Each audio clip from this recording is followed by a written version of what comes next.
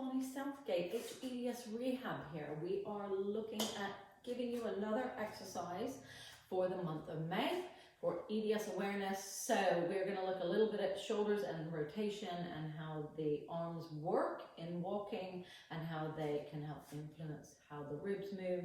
So first I wanted to just look at arms and shoulders. So if you have super unstable shoulders, we really need those shoulders set in the right place to begin with. So a lot of hypermobiles are told to stand up straight or to sit up straight, and they end up just pinching him back, and that's really not the way that we want to be helping the shoulders. So if I was to be there, so my shoulder, it's now hanging there, I'm doing nothing because that shoulder isn't particularly stable, but I have learned how to reset that shoulder a little bit. So if I was to lift that shoulder up and then back, and now I'm just gonna let it relax. Now I'm not holding it any differently. I don't feel like I'm using anything, but I've had to retrain the muscles to hold that arm where it is. So I want it to start there. If I start, so that shoulder, if I drag down, doesn't do the same thing because it's not unstable in the same way as that one, as you can see.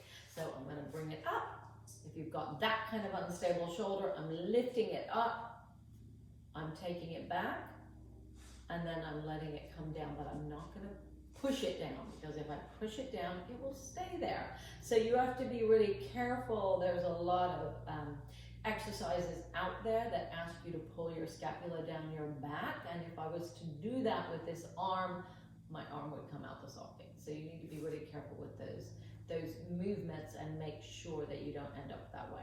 Now, what I want to do is integrate the arms into rotation. So when we walk, we bring one foot forward and one foot back. And we, as our body works, are in diagonals. We have slings.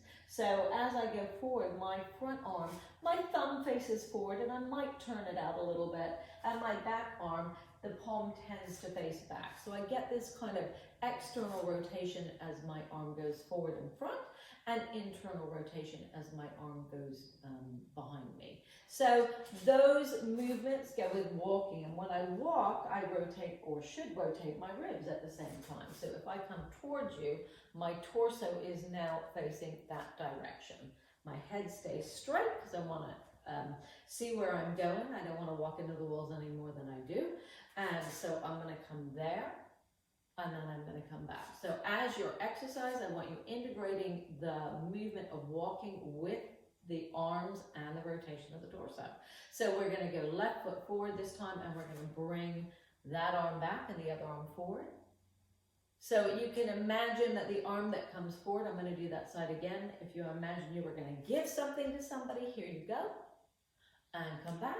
And if you imagine you were going to hand somebody the baton in a race, so if you were doing a relay race and you were going to give somebody that baton in back on that back arm and come back, so you can separate the arms if you like, bring that hand back and come forward, and you can bring this arm forward and come back.